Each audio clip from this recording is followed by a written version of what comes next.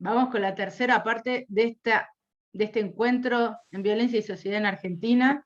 Lo tenemos a Ismael Jalil, de Correpi. Así que, bueno, mientras admitimos allí a los compañeros, las compañeras, les compañeres, me gusta... Una cosita rápida que quiero decir antes de seguir, Ismael habló de la ficción de la igualdad, yo quiero traer rápidamente la ficción de una de las ficciones del derecho internacional, esto de la independencia política, integridad territorial y autodeterminación de los pueblos, ¿no? Cómo se ha transformado en una gran ficción y cómo justamente pasa lo contrario.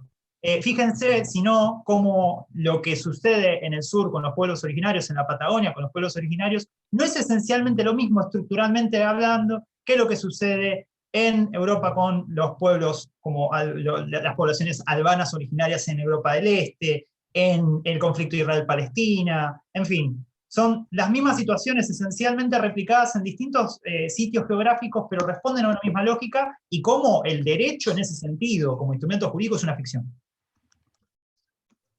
Avanzamos donde dejamos y después vamos a ir a escuchar a Nahuel, Rubén, Miranda y Gustavo que quieren hacer preguntas. Vamos adelante. Ismael, todo tuyo porque habíamos quedado con el tema de las cooperativas y estas ficciones que se dibujan en torno, ¿no?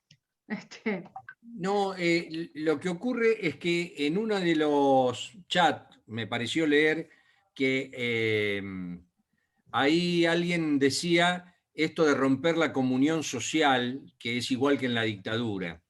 Y Perdón, no es...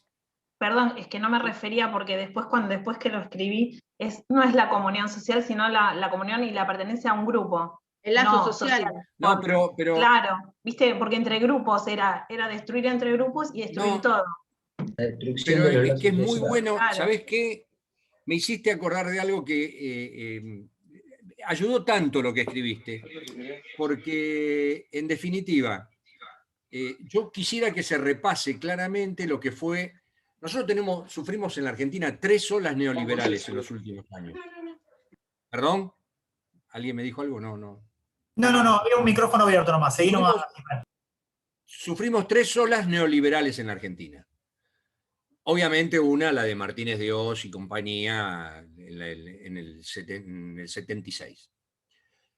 La segunda, es decir, esa fue la que instaló, ¿viste cuando entras a un campo con caña y entran con el machete a cortar la caña? Esa es la que entró con el machete a cortar la caña. Pero la segunda ola neoliberal fue clave desde lo cultural y modificó sustancialmente algo de lo que Karina era. Sí, Karina decía. Ahí fue donde empezó a aparecer una hegemonía por parte de un sector social que se apoderó del sentido común, que hoy tanta gente habla, de lo que eran los sectores medios, y reemplazaron lo que era el concepto de clase en las barriadas por la comunidad vecinal. Esto fue determinante para que entre por el costado de ese reemplazo la lógica y el sentido común de los que mandan. Entonces, la seguridad pasó a ser el tema clave. Y en el proceso de disciplinamiento social se dio precisamente con un hecho que fue determinante y que los más viejos, acá no hay ninguno, más viejo que yo, pero recordarán lo que fue el caso Santos, del ingeniero Santos, aquel que legitimó de algún modo el tema de no me acuerdo, me acuerdo bien. Del 92. Ahora empiezan a aparecer todos los viejitos y las viejitas. Sí, robaron un pasacassette y los corrió para matarlos. Bueno, ahí tenés, ese es el caso específico. Ahora, fíjense ustedes, ¿por qué les digo que esa ola neoliberal fue clave? El promedio de prisionalización en la Argentina, después del menemismo, se multiplicó en el 91%, para que ustedes se den una idea. ¿Cuánto hay de relación entre este cambio de comunidad, de clase a comunidad vecinal, con este tipo de resultados, que es terminar metiendo pobres en la cárcel y, si no, muertos a través del gatillo fácil, que es, no por casualidad, la etapa en donde despegó ese tema del gatillo fácil como una de las modalidades de disciplinamiento social? Por eso decía, va acompañado de un proceso absoluto de cooptación y de la subjetividad de nuestro pueblo. Por eso es necesario dar esta pelea. Por eso es imprescindible que estas cosas se conozcan. Porque si no la conocemos, es probable que nos terminen engañando una y mil veces más. Hay un dato que va de la mano de esto que acabo de decir, y que es que la desocupación durante el menemismo saltó de un dígito a casi el 20% para después establecerse en el 14%. Eso fue absolutamente novedoso en la Argentina. Y ese fue el resultado de la segunda ola neoliberal. La tercera ola neoliberal es la que termina poniendo casi al 50% de la población en las mismas condiciones que estaba el 14% con el menemismo. ¿Y saben cómo empezamos? Empezamos cuando fue la dictadura militar con el 4% de pobreza estructural y de desocupación. Entonces, leamos estas cuestiones en ese contexto para entender lo que significa este avance de la derecha y lo que sobre todo significa culturalmente que nosotros quedemos colonizados por los criterios y las concepciones y las caracterizaciones que la derecha nos propone. Esto para mí es clave, por eso te agradezco, Karina, que lo hayas tirado, porque me di cuenta en el aire que me estaba olvidando eso, que vos planteaste como romper el lazo, unión o comunidad, y para mí es clave eso. Todo eso tiene que ver con un cambio en los modos de producción también, ¿no? Con un proceso de toyotización que existió, con terminar con la línea de producción y ser reemplazada por los círculos de producción, es decir, que te empiezan a hacer competir a vos como laburante con otro laburante, porque el premio a vos te va a llegar si sos capaz de sacar más autos que el grupo que tenés ahí al lado. Entonces te rompen toda esa estructura y toda esa concepción de clase, dejás de ver al que tenés al lado como el que te puede sacar codo a codo de un pozo, y empieza a ser el de la competencia. Es decir, todo esto con el aval del Estado. ¿Qué es lo que te hace el Estado? En vez de defenderte del mercado, te mete de cabeza en él. Y ahí te cagó. Perdón, pero ahí te Es cagó. así, es así. Es un poco como, Nahuel, es un poco como el empleado del mes, ¿no? Antes que se cambie el Claro. tema, quería agregar Sí. a lo que decía Claro, Nahuel, exactamente. que aparte del gatillo fácil, se está poniendo de moda el tema de la justicia por mano propia, donde Bueno. cualquiera puede matar a cualquiera porque fue y robó o intentó robar. Lo se que decía suma a Brian esa- de los linchamientos, lo que decía acá del Totalmente. ingeniero Santos. No, y los casos que se muestran como, bueno, hay que hacer esto o no, y bueno, ponen a la sociedad en una disyuntiva, bueno, mato o no mato, pero lo están como empezando a naturalizar esto de que sí, bueno, robó, matalo. Y es muy peligroso entrar en ese juego. Es que nosotros cometimos en 2 horas de charla, chau Brandon, se va. Gracias por estar. Yo te decía, nosotros cometimos un error en 2 horas, no demitificamos otra cuestión, que para mí también es clave, y es esto de lo inalienable del derecho de propiedad, que me parece que esto debe ser motivo de otra charla más en profundidad, porque el derecho de propiedad acá ocupa un rol determinante. Me parece que es algo que nosotros vamos a tener que empezar a replantearnos seriamente. Y como abogado lo digo todavía, ¿no? También. Me parece que es necesario que estas cosas la profundicemos.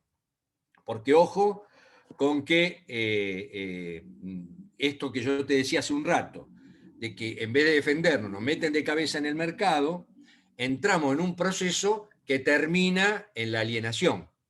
Y la alienación es, como la despolitización, nunca una salida, sino un camino directo otra vez hacia una solución neofascista. Ojo, Nahuel, quiero escuchar la pregunta de Nahuel y después Miranda. Sí, ok, quizás hay temas que vienen un poco atrasados, porque son comentarios que voy a tratar sin ideología, ¿no? Porque veo que, bueno, se nombra demasiados funcionarios y demás, y no quiero entrar en eso, simplemente son dudas que me traen, por ejemplo, en cuanto a este ascenso en Latinoamérica de la derecha, ¿no? Sin entrar con preferencias. Digo, vos, Ismael, que la verdad que está muy bueno escucharte, ¿vos por qué pensás que viene este ascenso de la derecha? Digo, ¿se hizo mal algo para que venga este ascenso de la derecha? Y otra cosa que Claro que me sí. genera dudas es justamente si es casualidad o no, que en todos los países, o la mayoría en donde está este ascenso de la derecha, es justamente donde hay problemas interesantes de corrupción y de ahí por otras cosas inclusive, y si pensás que también se dio lugar a que esta derecha peligrosa vuelva. Eso es una de las cosas. Y en la parte, bueno, cuando al principio se hablaba de Villa Azul, un poco se hacían las comparaciones de si se cerraba en ciertos barrios, en otros no. Por ejemplo, digo, y hablabas vos de máscaras, ¿no? Muchas veces se enmascaraban determinadas ideas con otras, y digo, ¿no? Porque si supuestamente estamos en supongo yo, en mi desconocimiento, un gobierno más tirando a lo nacional, a lo popular, digo, es justamente el gobierno que toma esas medidas de encierro que serían muy contradictorias en base a sus ideas, y traspolándolo a la parte de Belgrano, en la que se decía, bueno, en Belgrano no se hace nada, sería más, sería más de la línea, bueno, porque es un gobierno en el que, claro, a Belgrano no le hace nada, no los tocan, pero es normal con la línea de gobierno esa. No sé si estamos de acuerdo o no, pero como que hay una contradicción en la parte de provincia, en donde supuestamente es todo al revés, y cumple la misma función que entonces sí se cumplió en Belgrano. No sé si logro explicarme, y son dudas que me quedo a ver vos cómo lo tomabas y de qué manera lo pensás. Sin ideologías políticas de mi parte, no estoy opinando eso. Trato de ser lo No, más no, no, objetivo no. posible, por más que hay cosas de las que concuerdo y otras que no, ¿no? Tampoco sería un problema que lo exprese ideológicamente. Yo creo que es una expresión, no hay que tenerle miedo a esa palabra. Pero haces bien en preguntarme, con relación al tema de la derecha, y vos preguntaste si se hizo mal, pucha, si se habrán hecho cosas malas. Pero cuidado, hay un efecto, la dictadura ha tenido un efecto inmediato, que es el de la muerte, la tortura, la desaparición, etc. Pero ha tenido un efecto mediato, que es lo que estamos viviendo hoy, que no solamente constituyó la desaparición física de toda esa generación, una desaparición que se mide en términos del 76 al 83. Es haber vaciado concretamente la actividad política en la Argentina de cuadros que hubieran pensado un mundo en condiciones diferentes a las que hoy estamos teniendo, ¿verdad? Por eso Entonces, mataron a las frente a bases. eso, ¿perdón? Por eso exterminaron a las bases. En los 30 Absolutamente, estaban las bases. absolutamente. No es casual. Más del 50% de los desaparecidos han sido de la clase trabajadora. Entonces, esto no es poco. Y uno de los lugares donde mayormente han actuado los grupos de tarea eran en las comisiones internas de la fábrica. Entonces, fueron muy directos a eso. Por eso yo te decía, reformularon y perdimos de algún modo, no la guerra, pero perdimos una batalla trascendente en esto de la reformulación de la relación capital-trabajo. Cuando pasa eso, la derecha va creciendo y hoy se florea, de algún modo, con la idea de decir, ya no necesitamos gerente, ahora somos nosotros mismos los que estamos al frente de la cosa. Eso por un lado. Nosotros, con relación a la otra parte de la pregunta, yo te digo, este es un gobierno llamado de coalición, viste que acostumbran a decir eso, es un gobierno de coalición donde aparece, pero en realidad nadie explica por qué en la coalición el representante de la seguridad en la provincia de Buenos Aires, del palo más progresista de la coalición, es Bernie. Entonces, evidentemente, ahí es donde aflora, no sé si te respondo, Nahuel, ahí es donde aflora algo más que las contradicciones de una coalición.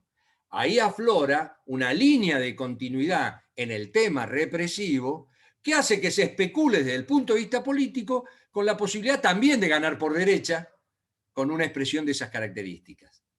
Entonces, hay que tener en cuenta estas cuestiones, ¿no? No sé si fui claro. Sí, Concuerdo totalmente el por qué está Bernie en provincia. Sí, concuerdo y estoy de acuerdo con vos. Sí, eso los sí. partidos Porque si cachol, no, porque atrapa todo, ¿sabés ¿no? qué pasa? ¿Sabés qué pasa? Nosotros no nos olvidamos de Guernica, ¿eh? Cuidado, ¿eh? Nosotros no nos olvidamos de Guernica. Tampoco nos olvidamos de Facundo Astudillo Castro.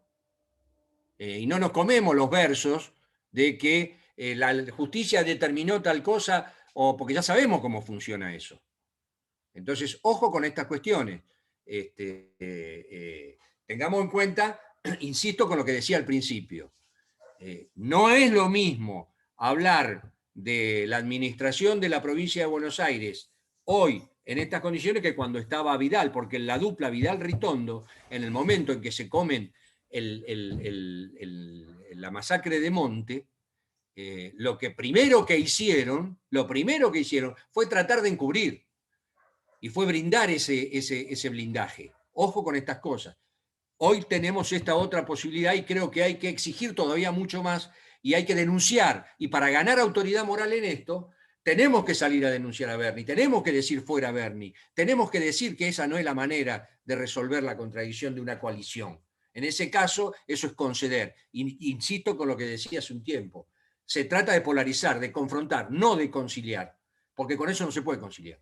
Pero así no Por llegaríamos eso, nunca. Digo, ¿no? Si ¿Cómo? vamos siempre a la confrontación, porque se piensa que con el otro no se puede dialogar, digo, siempre vamos a estar en la misma, digo, y nunca vamos a poder salir.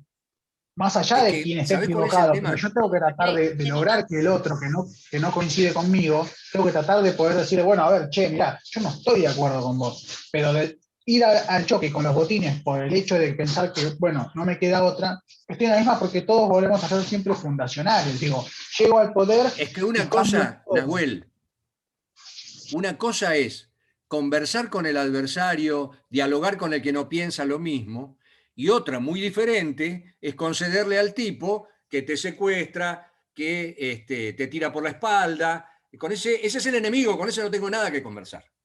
Y por eso cuando yo hablaba del tema de la derecha en sus distintas manifestaciones, cuidado porque está en todas partes, ¿eh?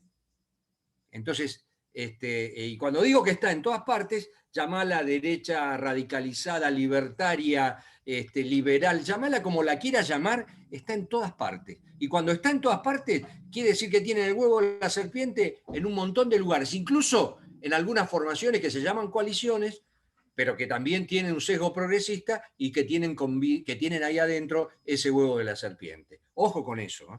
y ojo con el miedo, refería. al tema de la palabra ideología. No está mal la ideología, Nahuel. O sea, nosotros lo decimos desde el primer día de la cátedra, que nosotros hablamos desde lo que nosotros pensamos, sostenemos desde ideas filosóficas que nos atraviesan, y aun cuando uno diga, yo soy apolítico, esto también lo señala mucho siempre Ari, ¿no? Esta cosa de la incomodidad de lo apolítico, bueno, y esta sensación también de que siempre hay que dialogar y escuchar todo, sí, está bien, el diálogo fantástico, pero hay posturas y hay cuestiones que van a ser, cuando hablamos de valores, en mediación, yo soy mediadora, se dice que los valores no se negocian, no se pueden transar, no hay un punto de encuentro entre quien cree determinadas cuestiones respecto de la vida y valores fundamentales, porque son irreductibles las posiciones en ese sentido. Son formas de ver el mundo, son paradigmas diferentes,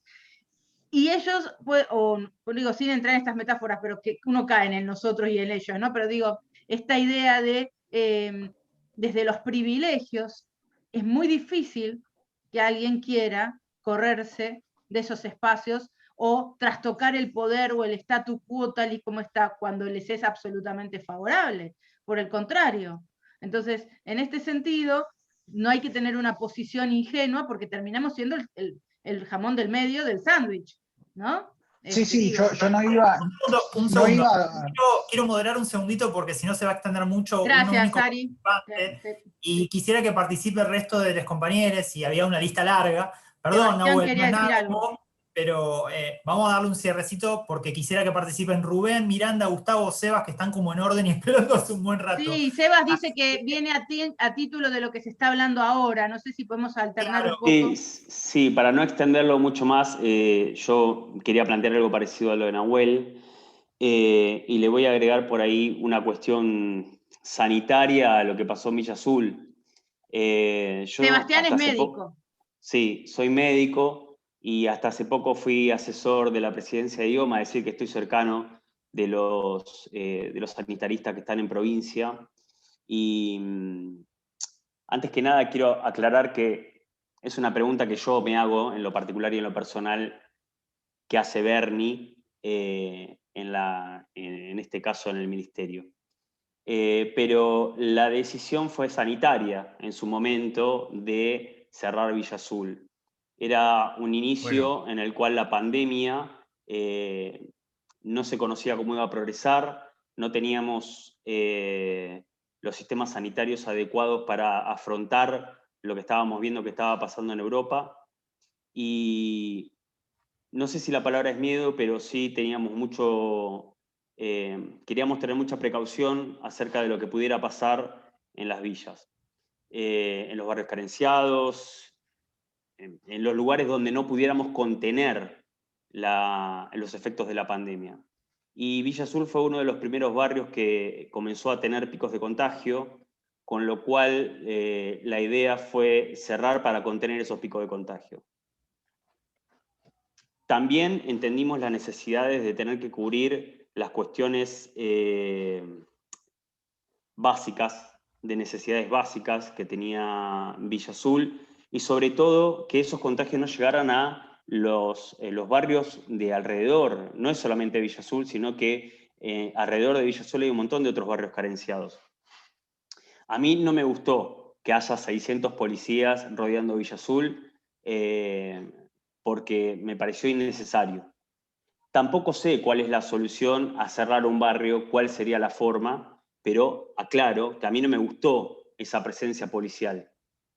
Sí considero que, no esa cantidad, pero sí que necesitamos el poder del Estado para poder cerrar.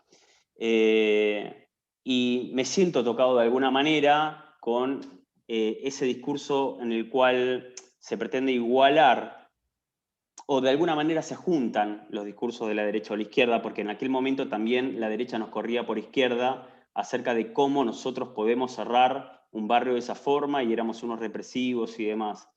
Y a mí eso me asusta cuando el discurso de la izquierda se junta con el de la derecha. Me parece que no es todo lo mismo. Insisto, a mí en lo particular Bernie no es de mi agrado en absoluto, pero era un contexto en el cual nosotros no sabíamos cómo contener determinadas cosas de la pandemia y no teníamos un sistema sanitario como el que tenemos hoy. Y en lo particular, como médico, muchas veces yo he pedido que se cierren sobre todo ahora, en el último mes, he pedido que se cierren, que se restrijan determinadas formas, porque después de un año de pandemia y la gente sabiendo las consecuencias que puede haber, nosotros tenemos el diario del lunes con lo que pasó en Europa, parece no importar. Y ahora que tenemos dos cepas que afecta a personas más jóvenes y de manera mucho más virulenta, mucho más. Entonces, ¿cómo decirlo? No es que yo quiera un poder represivo del Estado, no comparto esa ideología, tengo otra ideología, pero en este caso lo consideré necesario. Quizás Bernie tiene su forma, es más espectacular, por así decirlo. No sé si es el huevo o no, no la comparto de todas maneras, pero no creo que sea, sobre todo de nosotros como sanitaristas de la provincia, no creo que sea nuestra forma de actuar, ni a futuro, ni como política de Estado. Simplemente me parece que estamos en una situación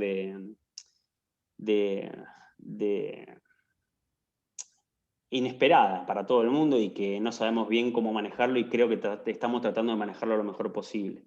Eso nada más. Yo te quiero aclarar lo siguiente. Desde Correpi, nosotros levantamos siempre la necesidad de la cuarentena. Defendimos a ultranza la política sanitaria que significaba, de algún modo, establecer cordones de seguridad sanitarios, Siempre lo defendimos. Lo que decíamos era que había modos alternativos para resolver el tema sin recurrir a la policía, pero había que hacer un esfuerzo desde el punto de vista político que el gobierno no lo hizo. Porque había que poner el dinero en el bolsillo de la gente para que la gente no tuviera que salir del modo que tenía que salir, porque la presencia de la policía ahí era para frenar a la gente que tenía que salir para ir a ganarse el mango. Porque la existencia social y sanitaria llegó con posterioridad a la de la policía. Yo tengo en claro que se peleaban hasta entre los vecinos, con la policía ahí y con Bernie ocupando el rol central y diciendo que esa era la manera de frenar la cuarentena. Sí, sí. Entonces, me parece que la diferencia sustancial no pasa por la cuestión sanitaria. Al revés. Claro. A mí me parece que a la cuestión sanitaria había que acompañarla de una respuesta social que no se dio en la medida en que hubiera sido necesario prescindir de tan semejante despliegue policial. Entonces poníamos como ejemplo, ¿llegaban los camiones con el agua potable, por ejemplo, a la villa? ¿Cuándo llegaron? Llegaron con posterioridad a la llegada de la policía. Sí. ¿Cómo? Y la ayuda también llegó con posterioridad. Por eso te estoy diciendo, pero por eso, Sebastián, estoy refiriéndome a eso, exactamente. Entonces, lo que digo es que lo primero que apareció fue eso. Y en cuanto vos lo dejabas a Bernie actuar, lo que había era un modelo de contención policial. La policía rigoreaba a los pibes en las barriadas. El crecimiento de las causas por gatillo fácil fue exponencial con ese modelo de contención policial, que no tiene nada que ver con la cuestión sanitaria, que por otro lado, insisto, yo hoy también salí defraudado porque yo era de lo que aspiraba a que hubiera medidas todavía mucho más enérgicas para poder contener esto. Así que coincidimos absolutamente en la cuestión sanitaria, no tengo ninguna duda, pero eso no quita que la función específica en provincia de Buenos Aires, del punto de vista de la conducción de Bernie, fue la contención policial. Y no me olvido de eso al punto tal que tampoco te tenés que olvidar del levantamiento, del amotinamiento de los policías. Y de ese amotinamiento de los policías, donde se terminan levantando con un Bernie que estuvo 4 días sin dar la cara. Y en donde ahí aparece el otro costado, en el que yo te decía esto de que confiamos en esta espectacularidad para el manejo, y vamos a disputar por derecha algo que en realidad está claro que no es para conceder. No te van a conceder nada. No te van a confiar absolutamente, no podés confiar absolutamente en ninguno de ellos en ese sentido. Ahora, te aclaro algo. Fuimos muy claro y categórico al principio de la charla diciendo que de ninguna manera había una igualdad o eran lo mismo el gobierno de Macri que la actual administración. No, sí, por supuesto. Que quede claro. Sí. Nunca dijimos eso. Que quede claro. No. Por eso no hay una igualdad de discurso de uno o de otro. La igualdad por la cual decía la derecha, la igualdad por la cual la derecha, digamos, el discurso de la derecha, siempre fue por mayor capacidad represiva del Estado. Siempre fue por ahí. Claro. Ahí estableces una diferencia de por ahí no tuve en cuenta yo. Pasa que, bueno, nosotros, o yo en lo particular, cuando veo que pasan estas cosas, obviamente que cierta incomodidad, porque uno no sabe cuál es la política entonces para contener toda esta situación. Pero bueno, quería plantear eso y bueno, gracias por la respuesta. Es que yo creo que ninguno de nosotros sabemos. Eso está bien, Sebastián. Eso está bien. Yo te quiero aclarar esto solo. Digamos, por eso dije al principio, lo único que sabemos todo es que al principio nadie sabía nada. Y esto es lo primero que tenemos que reconocer. Ismael, todavía no sabemos mucho que digamos, quiero aclarar eso. Sí, y hoy escuchaba que las camas de cuidados intensivos están al 85%. Nosotros tenemos negacionismo. Pero si nosotros tenemos a los negacionistas, si nosotros tenemos a los estúpidos, disculpen, pero bueno, que plantean que el virus no existe, que es todas estas payasadas que se están diciendo por ahí.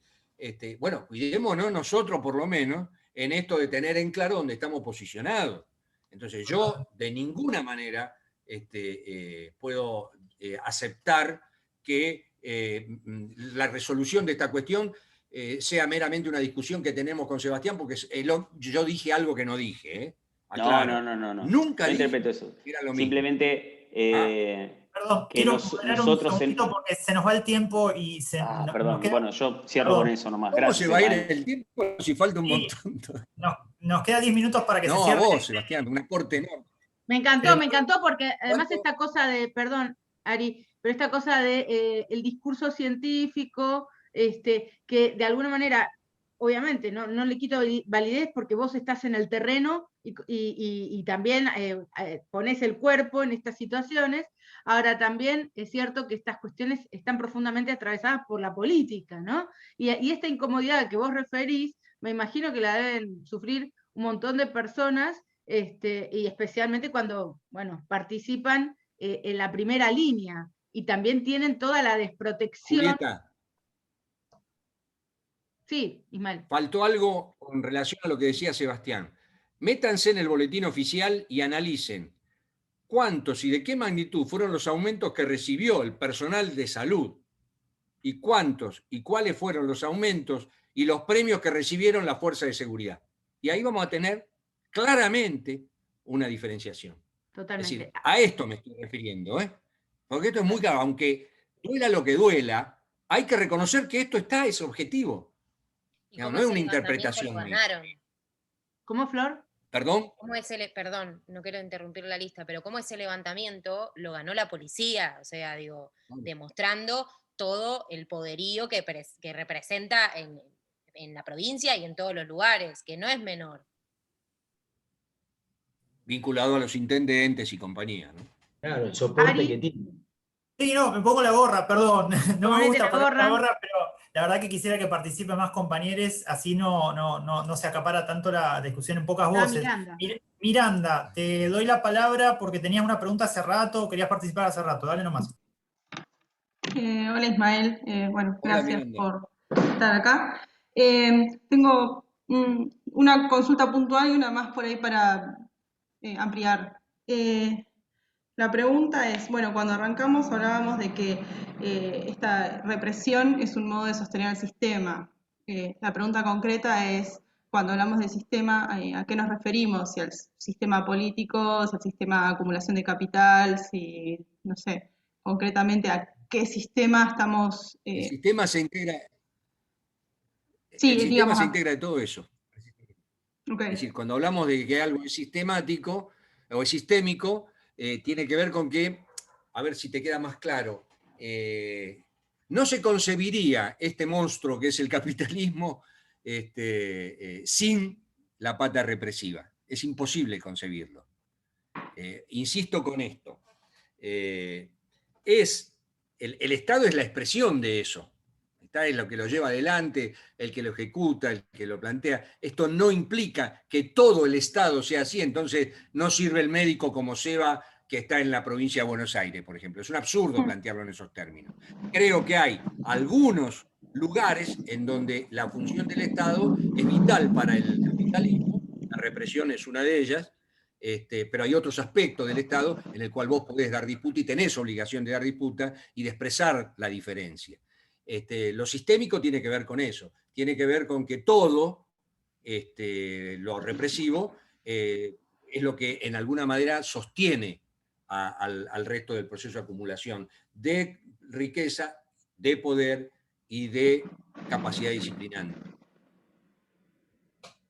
Bien, y la otra, perdón, si puedo terminar con la segunda adelante, consulta Miranda. que tenía, o sea, porque empezamos, sí me abrió un panorama que yo por ahí no tenía en el análisis, era que hay situaciones que se están repitiendo a nivel país, entonces no es solo la bonaerense, que era lo que por ahí yo tenía más en la mira.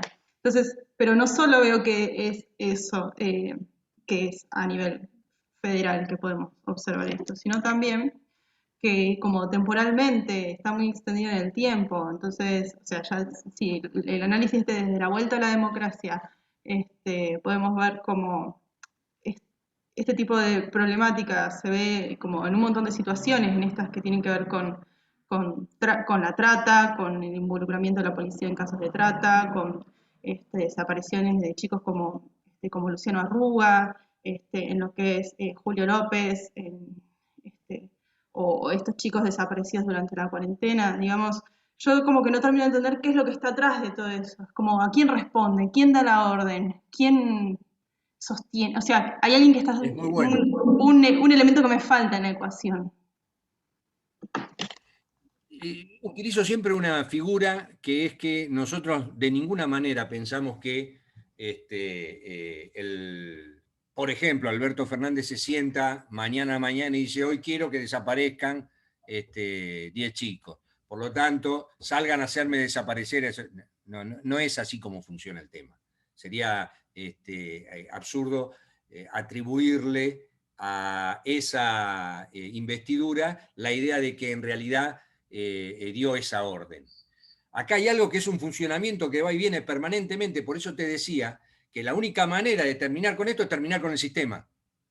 Y entonces está inscrito dentro de lo que es el funcionamiento del Estado este mecanismo. Hay un proceso que es social y que es político. No pasa por la psiquis de nadie ni por la determinación de nadie en especial. La psiquis de alguien o la determinación de alguien en especial lo puede agravar o lo puede atemperar, pero no es un problema psíquico.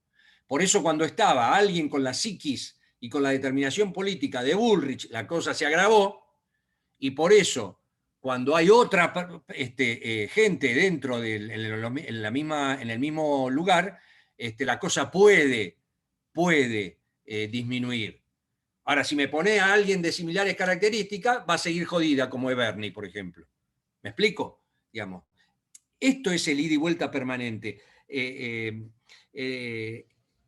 El darwinismo estatal, por así llamarlo, es el modo en que la violencia, que antes se ocultaba en lo que era el estado benefactor, el estado de bienestar, porque esto es más viejo. Rodolfo Walsh lo plantea en los años 60.